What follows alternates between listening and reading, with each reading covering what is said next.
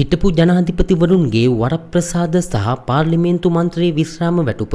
අහෝසි කිරීමට පනත් කෙටුම්පත් සකස් කිරීමට කැබිනට් අනුමැතිය හිමිව තිබෙනවා.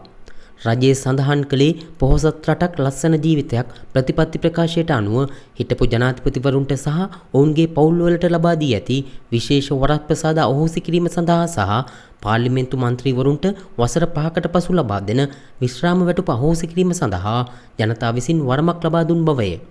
ඒ අනුව හිටපු ජනාධිපතිවරුන්ට සහ ඔවුන්ගේ පවුල්වලට ලබා දී ඇති විශේෂ වරප්‍රසාද අහෝසි කිරීමට සහ පාර්ලිමේන්තු මන්ත්‍රීවරුන්ගේ විශ්‍රාම වැටුප අහෝසි කිරීමට හැකිවන පරිදි 1986 අංක 4 දරන ජනාධිපතිවරයන්ගේ හිමිකම් පනත සහ 1977 අංක 1 දරන පාර්ලිමේන්තු විශ්‍රාම වැටුප් පනත පරිච්ඡින්න කිරීම සඳහා පනත් කෙටුම්පත් දෙකක් සකස් කිරීම සඳහා නීති කෙටුම්පත් සම්පාදකට උපදෙස් දීමට අමාත්‍ය මණ්ඩල අනුමැතිය ලැබී ඇත.